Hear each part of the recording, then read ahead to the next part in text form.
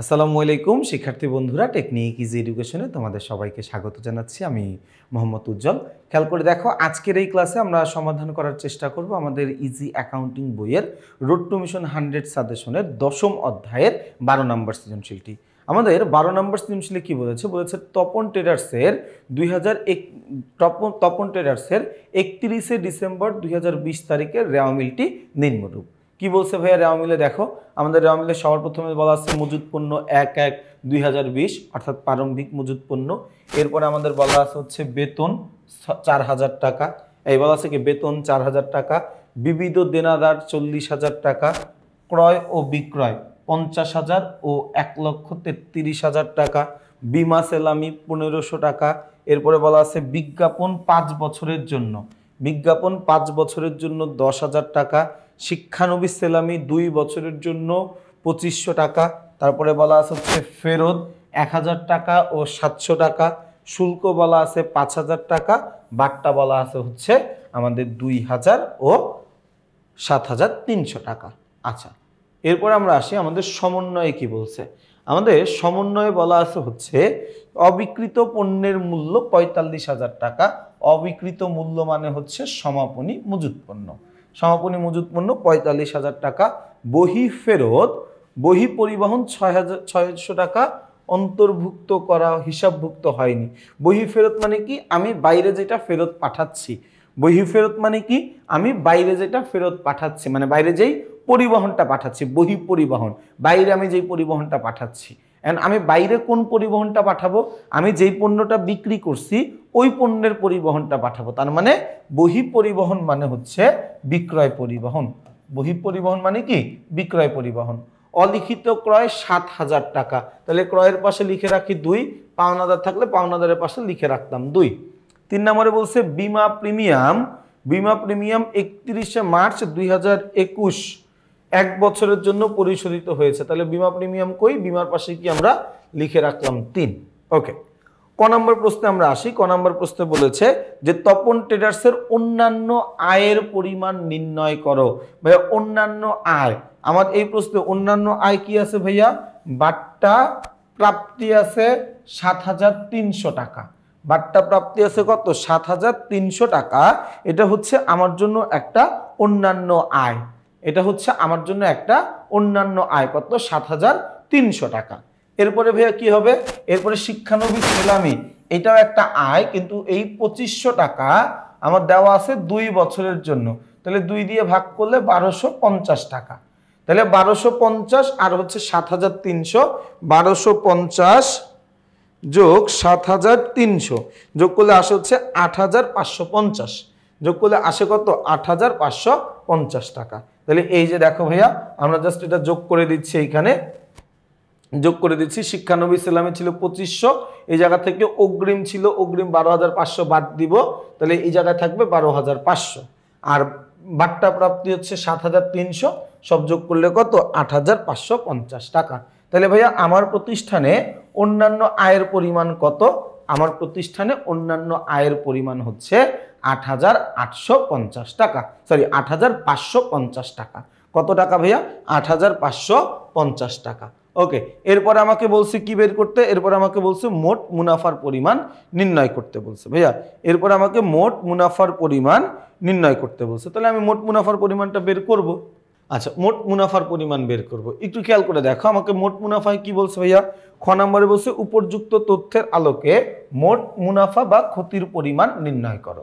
মোট মুনাফা বা ক্ষতি নির্ণয় করার সূত্র হচ্ছে বিক্রয় মাইনাস অলিখিত বিক্রয়। বিক্রয় থেকে, মানে আমাদের একদম যদি ওভারঅল সূত্র বলি, নিট বিক্রয় থেকে বিক্রিত পণ্যের ব্যয় বাদ দিব।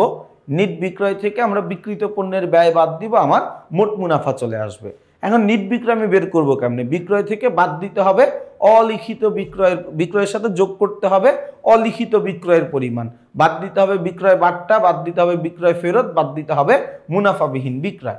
আমার এই প্রশ্নে দেখো বিক্রয় বলা আছে 1,43,000 টাকা এবং আমার বিক্রয় ফেরত বলা আছে 1,000 টাকা। তাইলে বিক্রয় 1,33,000 টাকা, সরি 43,000 না, বিক্রয় 1,33,000 টাকা আর বাট্টার পরিমাণ দেওয়া আছে কত, সরি ফেরতের পরিমাণ দেওয়া আছে কত, 1000 টাকা। তাহলে নিট বিক্রয় কত, 1,32,000 টাকা। এই জায়গায় খেয়াল করে দেখো বিক্রয়ের পরিমাণ আমার কত, 1,32,000 টাকা গেল এটা। এরপরে কি ভাইয়া, বিক্রিত পণ্যের ব্যয়। বিক্রিত পণ্যের ব্যয় বের করার সূত্র কি, প্রারম্ভিক মজুত পণ্য যোগ নিট ক্রয় যোগ সকল প্রকার প্রত্যক্ষ খরচ বাদ সমাপনী মজুত পণ্য। তাহলে এইখানে একটু খেয়াল করে দেখো ভাইয়া, আমাদের এখানে প্রারম্ভিক মজুত পণ্য দেওয়া আছে কত, 30,000 টাকা।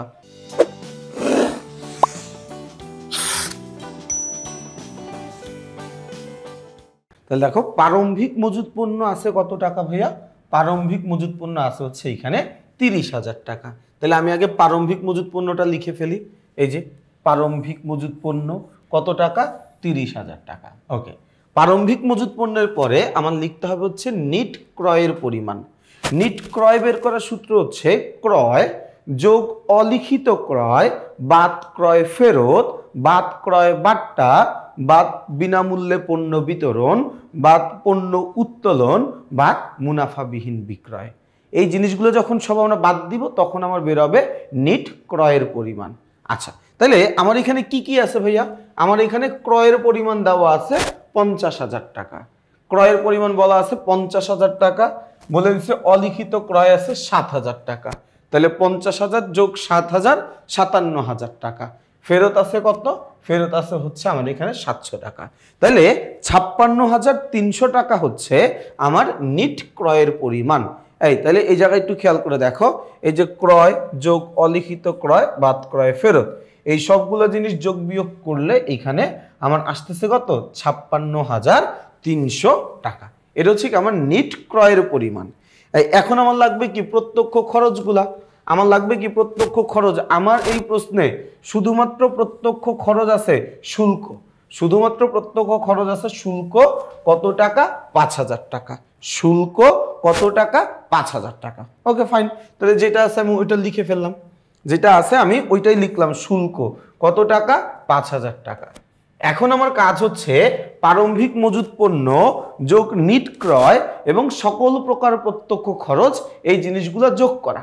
আমি যোগ করলাম, যোগ করে আমি দেখলাম আমার আসলো 91,300 টাকা। এই 91,300 টাকা থেকে আমি বাদ দিব বাদ সমাপনী মজুত পণ্য। আমার প্রশ্নের সমাপনী মজুত পণ্য ছিল কত, আমার প্রশ্নের সমাপনী মজুত পণ্য বছর শেষে অবিকৃত পণ্যের পরিমাণ ছিল কত, 45,000 টাকা। তাহলে আমি সমাপনী মজুত পণ্য বাদ দিলাম 91,300 টাকা থেকে আমি বাদ দিলাম 45,000 টাকা।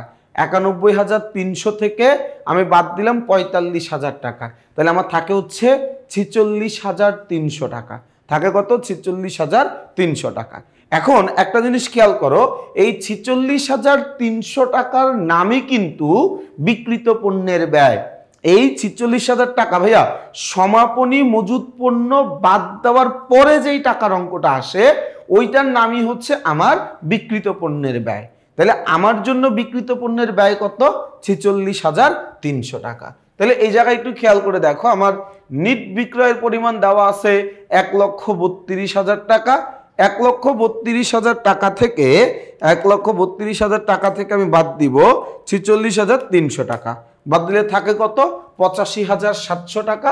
এবং এই 85,700 টাকার নামই হচ্ছে, এই 85,700 টাকার নামই হচ্ছে আমার মোট মুনাফা। এই 85,700 টাকার নামই কি আমার জন্য মোট মুনাফা। আমরা চলে যাব গ নাম্বার প্রশ্নে। গ নাম্বার প্রশ্নে কি বলছে, বলছে যে গ নাম্বার প্রশ্নে আমাদের বলছে, গ নম্বর প্রশ্ন আমাকে বলছে যে উপর মোট মুনাফা 30,000 টাকা ধরে, অর্থাৎ এই যে মাত্র যে আমি মোট মুনাফা বের করলাম 85,700, এটা দিয়ে হবে না, এটা দিয়ে হবে না। আলাদা করে তারা বলে দিচ্ছে যে বাবা তুমি মোট মুনাফা ধরবা 30,000 টাকা। মোট মুনাফা 30,000 টাকা ধরে পরিচালন মুনাফা বা ক্ষতির পরিমাণ নির্ণয় করো। মোট মুনাফা ধরতে হবে কত, মোট মুনাফা ধরতে হবে হচ্ছে আমার এখানে 30,000 টাকা ধরে আমাকে পরিচালন মুনাফা বা ক্ষতির পরিমাণ বের করতে বলছে। ভাইয়া এখানে একটু খেয়াল করে দেখো, পরিচালন মুনাফা বা ক্ষতি বের করার সূত্র হচ্ছে মোট মুনাফা মাইনাস পরিচালন ব্যয়। মোট মুনাফা থেকে আমি পরিচালন ব্যয়ের পরিমাণটা বাদ দিয়ে দিব। তাহলে মোট মুনাফার মধ্যে আমি আসি, এই মোট মুনাফা থেকে আমি পরিচালন ব্যয়টা বাদ দিয়ে দিব। তাহলে এই যে আমরা এখানে আসলাম, আসলাম, এই যে দেখো মোট মুনাফা প্রশ্নে আমার দেওয়া আছে কত টাকা ভাইয়া, মোট মুনাফা 30,000 টাকা। এই জায়গা থেকে আমি বাদ দিব পরিচালন ব্যয়ের পরিমাণ, বাদ দিব কিসের পরিমাণ, পরিচালন ব্যয়ের পরিমাণ। ভাইয়া আমার এই প্রশ্নে পরিচালন ব্যয় কি আছে, বেতন একটা পরিচালন ব্যয়, এই যে আমি লিখলাম বেতন একটা পরিচালন ব্যয়।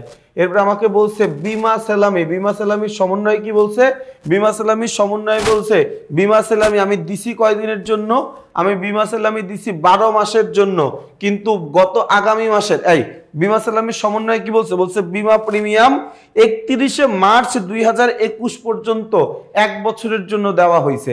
আমার অঙ্ক 2020 সালের, আমি 2021 সালের জানুয়ারি ফেব্রুয়ারি মার্চ 3 মাসের টাকা অগ্রিম দিছি।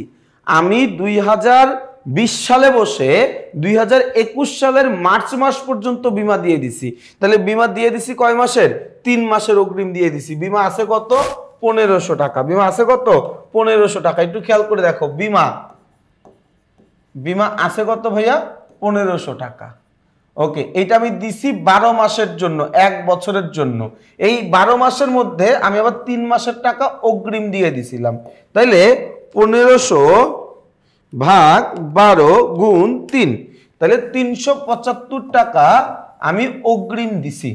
এই 375 টাকা কি আমার জন্য অগ্রিম, এই 375 টাকা কি আমার জন্য অগ্রিম।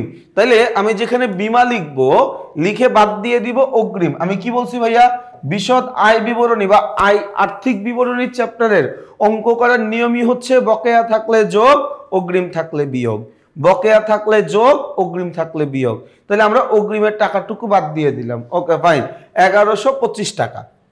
এরপরে কি আছে ভাইয়া দেখি তো, এরপরে কি আছে, এরপরে আছে বিজ্ঞাপন। বিজ্ঞাপন 10,000 টাকা 5 বছরের জন্য।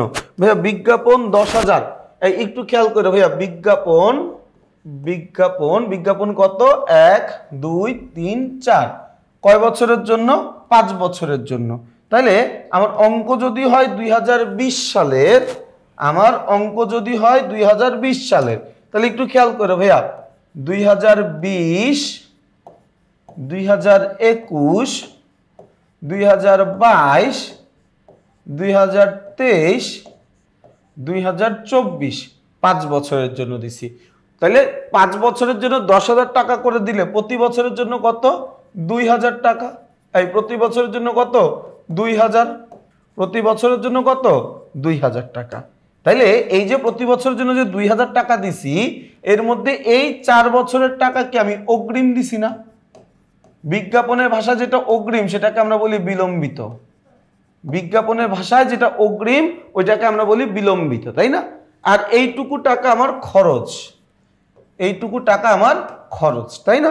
তাহলে আমি কি করব ভাইয়া, আমি গিয়ে এই যে লিখলাম বিজ্ঞাপন, দেখো এই যে লিখলাম বিজ্ঞাপন খরচ 10,000 টাকা। এর মধ্যে আমি অগ্রিম দিছি, অগ্রিম দিছি 5 ভাগের 4 ভাগ টাকা অগ্রিম, 8,000 টাকা অগ্রিম, 8,000 টাকা অগ্রিম বাদ দিয়ে দিলাম। তাহলে আমার খরচ থাকে কত, খরচ থাকে হচ্ছে 2,000 টাকা। খরচ থাকে কত, খরচ থাকে হচ্ছে 2,000 টাকা। ওকে, এরপরে আমরা যাই ভাইয়া, এরপরে আর কি আছে ভাইয়া, এই শিক্ষানবিশ সেলামের তো আয়, তারপরে শুল্ক, এটাও আসবে না। বাট্টা, বাট্টা দেখো ভাইয়া ডেবিট পাশে আছে 2,000 টাকা, এটা হচ্ছে কি আমার জন্য ব্যয়। বাট্টা 2,000 টাকা, এটা কি আমার জন্য ব্যয়। এই যে প্রদত্ত বাট্টা 2,000 টাকা। এর পাশাপাশি আমার সমন্বয় আমার একটা আইটেম বলে দিছিল যে বহি পরিবহন 600 টাকা, এটাও কিন্তু আমার জন্য পরিচালন ব্যয়, এইটাও আমার জন্য কি পরিচালন ব্যয়। কত টাকা, 600 টাকা। তাহলে এই পরিচালন ব্যয় 600 টাকা আমি এখানে লিখে দিলাম। তাহলে 4,000, 1125, 1125, 2,000, 600, তারপর হচ্ছে 2,000, সবগুলো যোগ করলে আমার আসে হচ্ছে 9,725 টাকা। এখন এই তুমি এখানে 30,000 টাকা থেকে, 30,000 টাকা হচ্ছে আমার মোট মুনাফা, মোট মুনাফা থেকে তুমি হচ্ছে পরিচালন ব্যয় বাদ দাও। পরিচালন ব্যয় কত, 9,725 টাকা। মোট মুনাফা থেকে পরিচালন ব্যয় বাদ দিলে আমার মোট আসে কত, আসে হচ্ছে 20,275 টাকা। কত আসে, 20,275 টাকা। এবং এটাই হচ্ছে কি আমার পরিচালন মুনাফার পরিমাণ, তাই না? তাহলে ভাই খেয়াল করে দেখো, আমরা কিন্তু খুব সুন্দরভাবে আমাদের রোড টু মিশন 100 সাজেশন, আমাদের ইজি অ্যাকাউন্টিং বইয়ের রোড টু মিশন 100 সাজেশনের 10ম অধ্যায়ের 12 নম্বর সৃজনশীল প্রশ্নটি সমাধান করে ফেললাম। ঠিক একইভাবে আমরা আমাদের বইয়ের প্রতিটা প্রশ্ন তোমাদের জন্য সমাধান করে দিচ্ছি ভিডিও ক্লাস আকারে। আমি তোমাদেরকে আবার এই ভিডিও ক্লাসগুলো কিউআর কোডের মাধ্যমে বিনামূল্যে তোমাদেরকে দিয়ে দিচ্ছি। এই বইটা তুমি নেওয়ার পরে এই বইটার সমাধান তুমি নিজে করতে পারবে। যদি তুমি নিজে করতে না পারো, তুমি আমাদের ভিডিও ক্লাসের সহযোগিতা নিতে পারবে, এবং ভিডিও ক্লাসগুলো তুমি তখনই দেখতে পারবে যখন বইয়ের উপরে থাকা বা প্রশ্নের উপরে থাকা প্রতিটা প্রশ্নের উপরে আলাদা আলাদা করে কিউআর কোড আছে। ওই কিউআর কোড স্ক্যান করলে যেই প্রশ্নের উপরে কিউআর কোড স্ক্যান করবা ওই প্রশ্নের সমাধান তুমি পাবা। সব না, এমন না যে তুমি একটা কিউআর স্ক্যান করলা সবগুলো প্রশ্নের উত্তর একসাথে আসলো, না। প্রশ্নের উপরে যে কিউআর কোড আছে, যেমন এই কিউআর কোডটা স্ক্যান করলে 12 নম্বরটা সমাধানই পাবা, 13 নম্বরটা পাবা না, 14 নম্বরটা পাবা না, 11 নম্বর পাবা না, 12 নম্বরটাই পাবা। তাহলে প্রতিটা প্রশ্নের জন্য আলাদা আলাদা করে কিউআর কোড, আলাদা আলাদা করে সৃজনশীল প্রশ্ন। এটা একটা হিউজ একটা ব্যাপার। তো যারা বইটা কিনেছো তারা কিন্তু এই জিনিসটা ভালো করেই বুঝতেছো, আর যারা বইটা কিনে নেই খুব দ্রুত সময়ের মধ্যে বইটা কিনে নাও, বইটা সংগ্রহ করে নাও। তো তোমাদের সবার জন্য রইল অনেক অনেক শুভকামনা। সবাই ভালো থাকবা, সুস্থ থাকবা, আমার জন্য বেশি বেশি করে দোয়া করবা। আসসালামু আলাইকুম।